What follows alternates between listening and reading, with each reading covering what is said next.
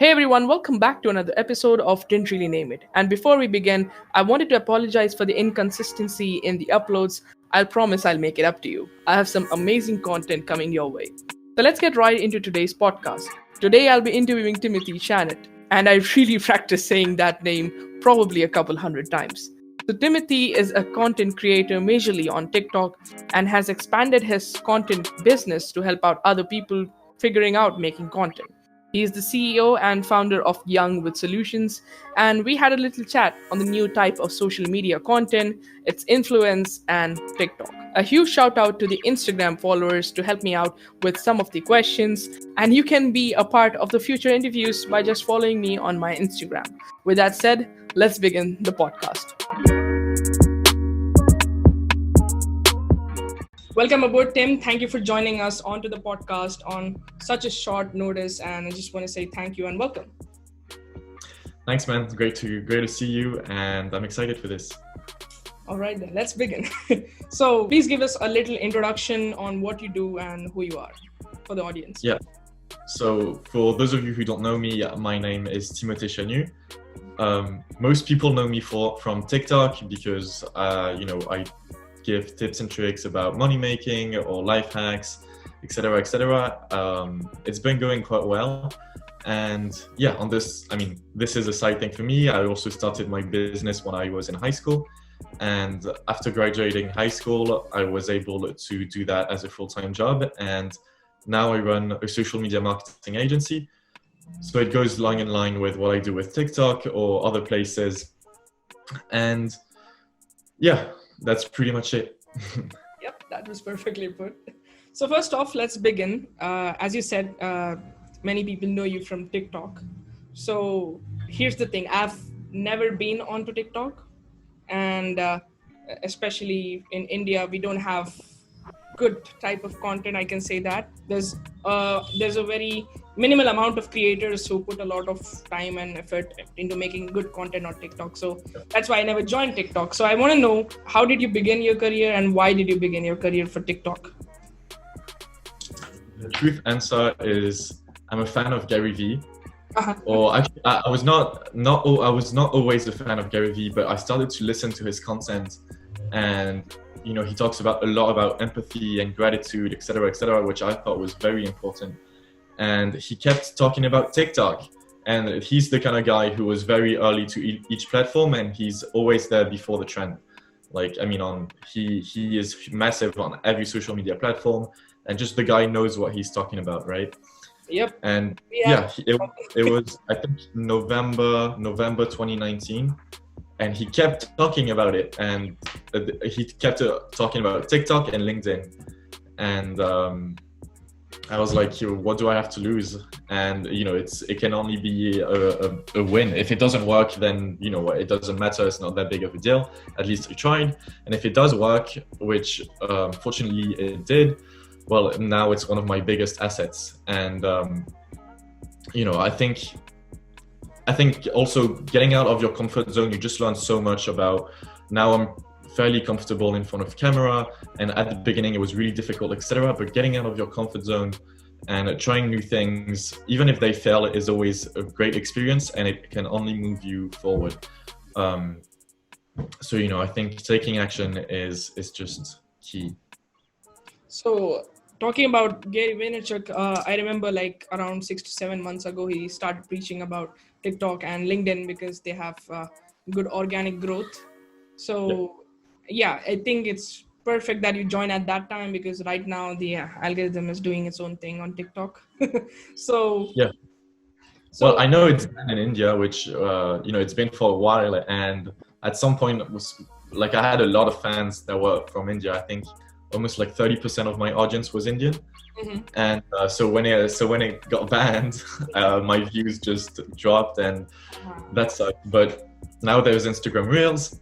But my point is, even today, the organic growth and the organic reach that you have on TikTok is crazy. I mean, you can post a video tomorrow on TikTok and it might hit 1 million views just out of nowhere. It's rare, obviously, but it's possible. And if you do that on YouTube, it's not really possible anymore. You know, you can go viral, but you need to have a bit of an audience at first. You can't just create a new account, post a video, and have 1 million views. Like, that's never gonna happen. On TikTok, it's very much possible.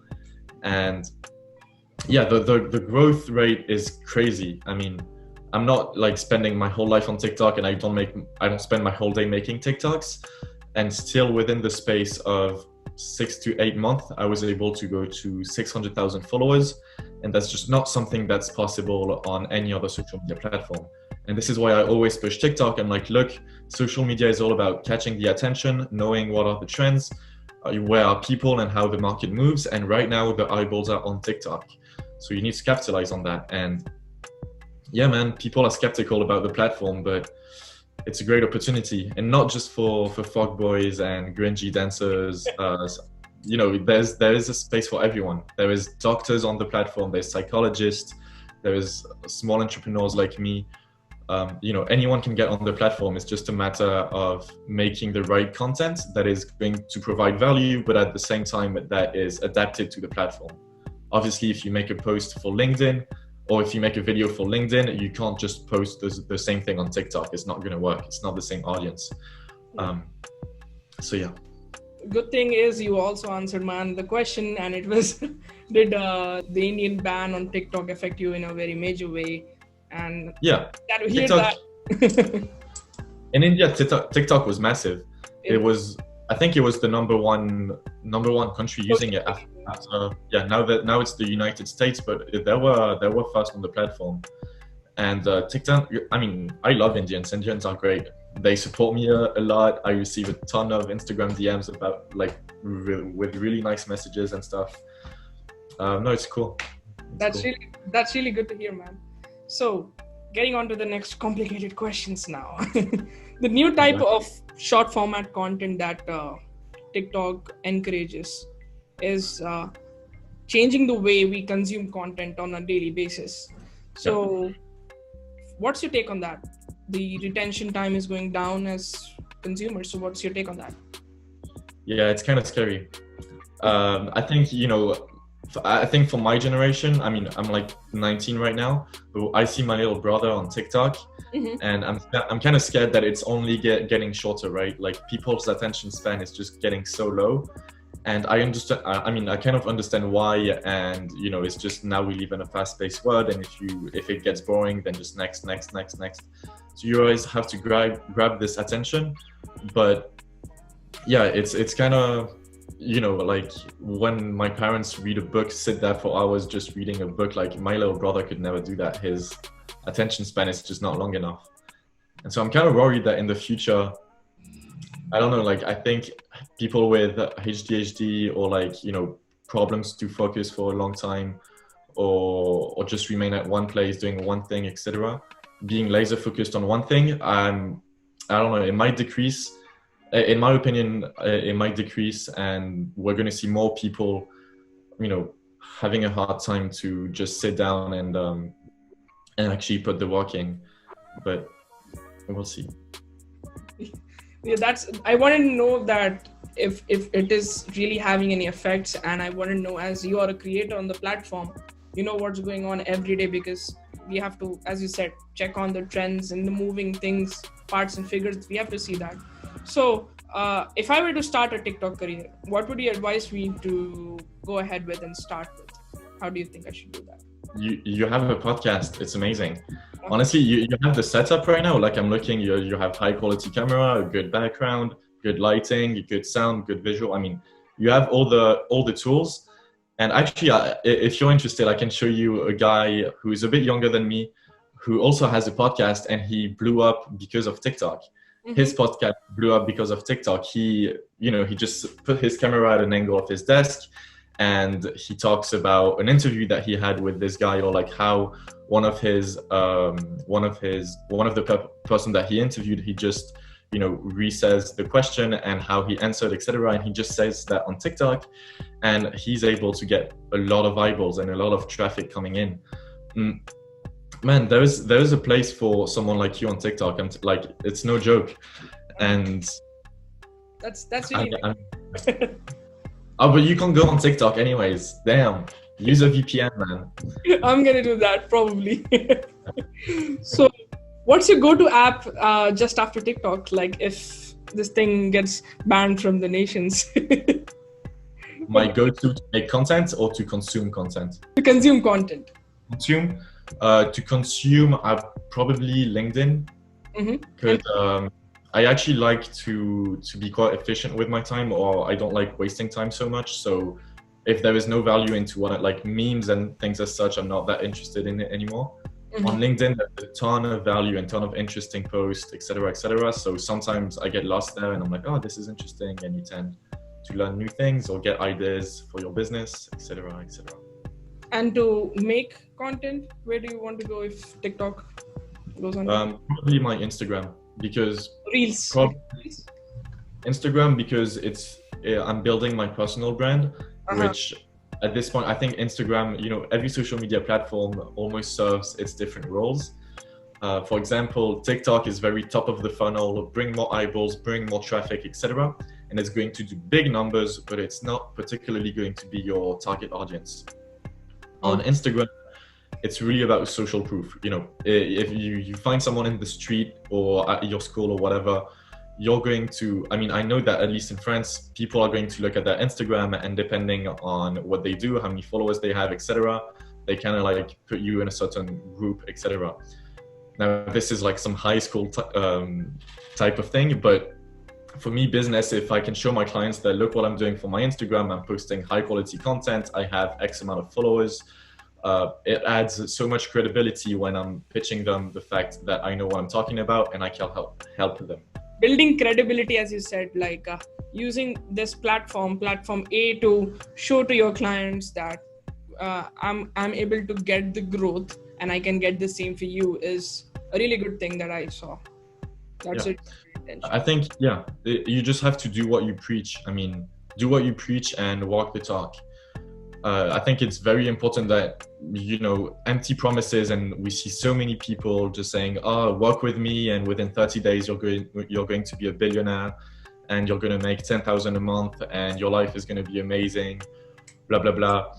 These are there are on internet, we see tons and tons of ads. And so we are so used to see empty promises.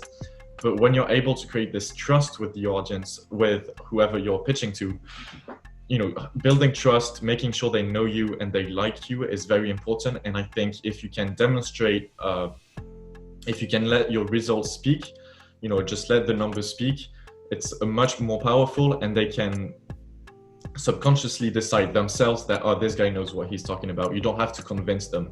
They already arrive and they're like, this guy knows a thing or two about social media. That's just like the opposite of fake it till you make it. So yeah, exactly. I think make it for yourself, or at least do something. You don't have to make it big or whatever. Like I don't even have 10,000 followers on Instagram, but it's they see the kind of content that I make, the clients that I've worked with, and they also see that I'm consistent, that I'm regular, that I have other platforms, I'm active a bit everywhere, which is exactly what I pitch on my calls. So everything goes hand in hand. The questions that I'm going to ask now are coming from my Instagram audience. So I made sure that I put you did?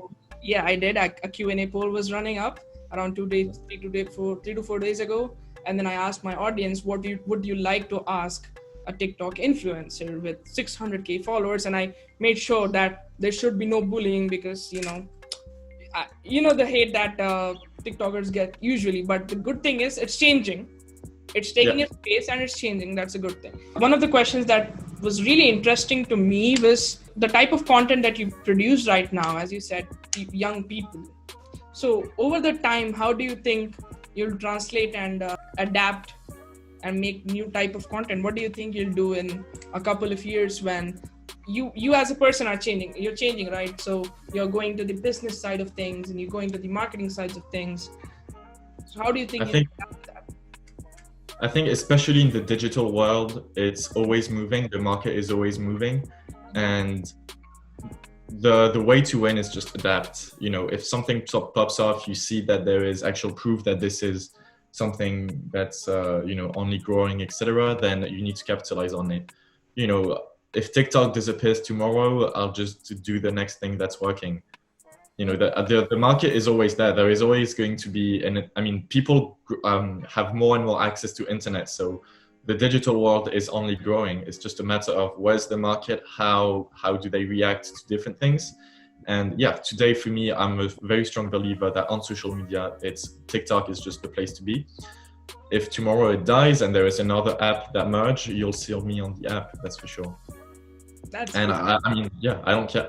I mean, it's not that I don't care, because like at this point I don't want to lose all my followers, but like it doesn't matter in what type of content it is or where it is. It's just a matter of, this is what's happening. I need to do it because this is where people are at, and I can't preach that I know how to make my clients money or whatever if I don't know what I'm doing myself. Like, I'm getting my hands dirty, I'm testing it, and then I can show up to the call and truly be confident in my skills. Thank you for answering that. That really did make sense.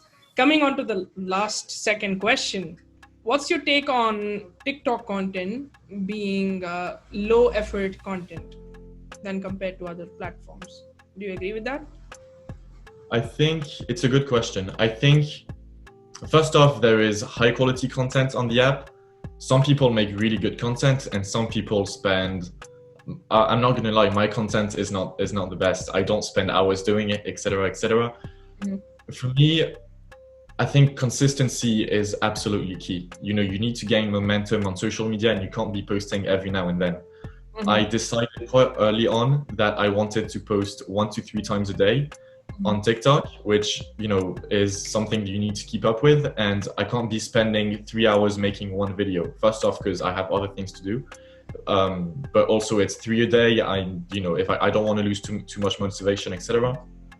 So I think there is a right balance between quantity and quality, and for me, I believe that quantity is better if you need the consistency. The quality you'll always get better anyways. Like, your first video is not going to be perfect. For me, when I started my first video, it took me long and it was super cringy, etc. And now I make videos in 10 minutes, which are less cringy, and the content is better. So you just got to know that your skill is like a snowball effect, and that you will grow exponentially. And I really think, if you're not consistent, if you don't show up every day, if you don't make the content, turn on the camera, etc., you're just not going to gain the actual skill to make quality content. And so I think at the beginning you need to start with quantity, just so that you understand the type of quality that you need. And then if you need to do one really good video, so where it would only be 1 video a day, but the quality is going to be super high, you will know how to do that, and quite efficiently as well. Yeah, did I answer your question correctly? Yeah, you did, because there was, as I said, we previously had Ali Abdal on the podcast, and when I personally asked him the same question, you and him had the same answer to this. But yeah, he told me to make 100 videos. Yeah, dude. 100 videos.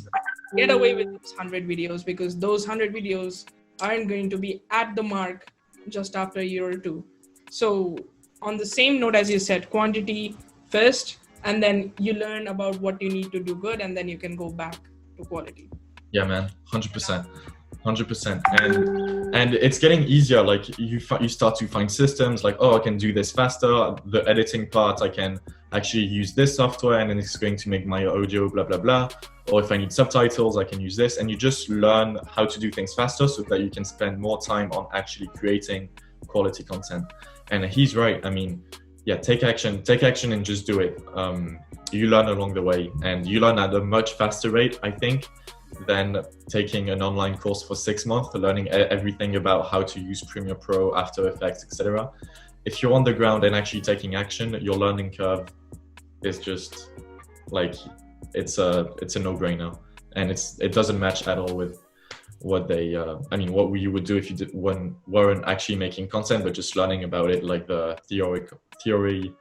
Just don't do theory, just get your hands dirty. I get the point. We have to bring in practicality rather than just learning about it. Yeah. So here's the last question then. what I liked about you as a TikTok creator, I saw many TikTokers, and the main source for income for them is brand deals.